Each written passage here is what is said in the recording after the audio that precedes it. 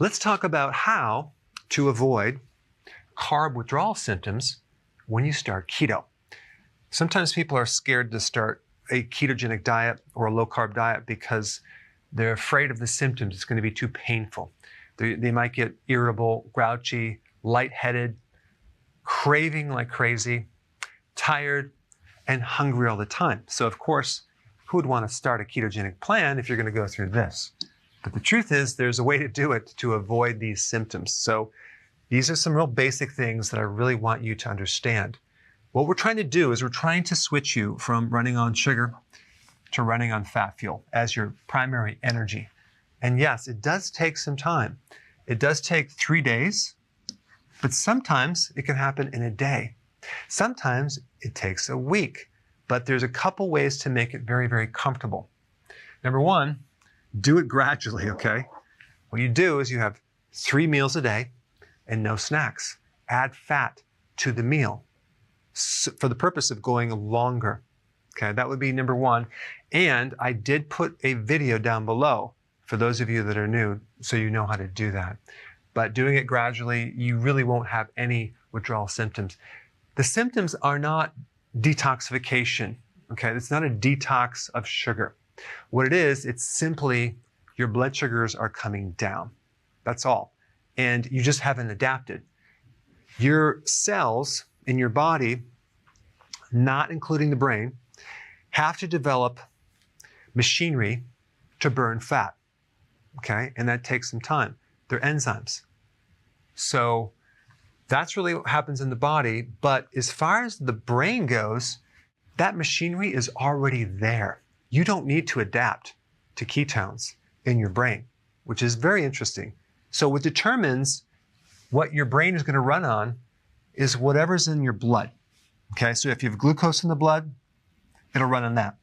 If you have ketones in the blood, it'll run on that. If you have glucose and ketones in the blood at the same time, your brain will run on ketones as the preferred fuel, which is interesting. So what is the significance of that? Well, one thing you can do if you want to really not have any of these symptoms is just to take ketones, okay? You can take them as a ketone salt. It's called exogenous ketones or MCT oil.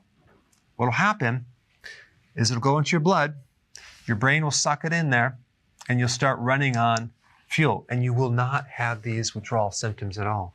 These will go away, okay? So your brain will be happy.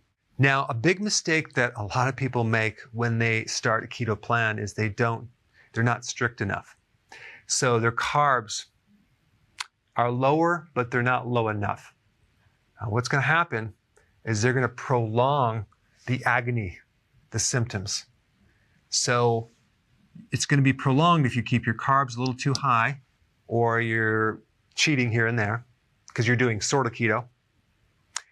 And if you're eating frequently, okay? So let's say you're doing the keto plan, your carbs are low, but you're eating 6 meals a day. Every time you eat, you stimulate insulin. So it's going to take longer and longer to adapt. And I'm talking about the snacking, okay? Even if it's a protein snack, it's going to slow you down. If you wanted to speed it up and really get through this fast, what you do is you bring your carbs down, okay? As low as you can get them. And you decrease the frequency of eating, getting rid of these snacks, and don't eat if you're not hungry, especially in the morning. Don't eat any snacks. A lot of people eat when they're not hungry. They're just eating because the food is there, it's available, it's in their face, or some social event. So really perceive, am I hungry or not? Don't eat if you're not hungry. And then what'll happen, it's going to make it really, really easy to do this, and you're going to start feeling better and better and better. And it's not until you eat that now you're hungry, and now the blood sugar thing starts going up and down, up and down, up and down. So in summary, to avoid the transitional withdrawal symptoms, simply keep your carbs low, do it gradually. You could take some ketone salts or MCT oil and decrease the frequency of eating. For those of you that are new to my channel, I put the first video that you should watch right on this page.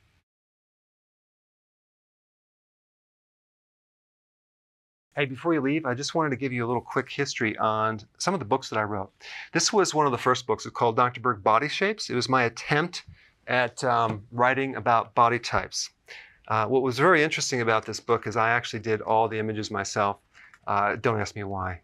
They look actually not quite as professional as some of the images that I have in the new book. But anyway, this is my first attempt right here called Dr. Berg's Body Shape Diets. And then I wrote a book more extensive called The 7 Principles of Fat Burning. I don't even have a copy anymore, actually, because it's outdated. The next book, I put about 1,000 hours into this one right here called The New Body Type Guide. Major updates on the body types. I put a lot of energy into this. It has professional images, graphics, all sorts of things. Now, the problem with this book is it doesn't really describe what this is really about. Body types are only a small portion of what's in this book. And that's why I changed the name to the Healthy Keto Plan, okay? If you happen to have this book, you don't really need this book because there's only very, very minor updates. But if you don't have this, you need to get this one right here. This book goes into every single detail that you would ever want to know about. It goes into the 7 principles of fat burning. It goes into hormones, the body types, the basic keto plan. It goes into intermittent fasting. I talk about the 10 fat burning triggers and blockers and fat burning strategies with a lot of details in every single chapter. I go into body issues that interfere with losing weight. There's very few people that just have a weight problem. They have a lot of body issues, whether it's sleeping problems, stress problems, inflammation, menopause. I cover that extensively in this book. Then I talk about how to get rid of stress, and I show you a technique. Then I get into exercising. And then I have a lot of really good recipes in this book as well. So this is a good reference guide. On my website, if you get this book, you get this one free. It's called Healthy Keto and Intermittent Fasting. This is the shortcut, quick guide to this book. And the reason I created this book is to have you, within 45 minutes, learn how to do keto, okay, in intermittent fasting, exactly what you need to do. Then you can fill in the blanks with this book right here. So right now I'm doing a special. If you get this book, you get this one totally free, or you can go to Amazon and get these individually. So I just want to clarify the difference between this book and this updated one right here. If you don't have this, you need to get this right here.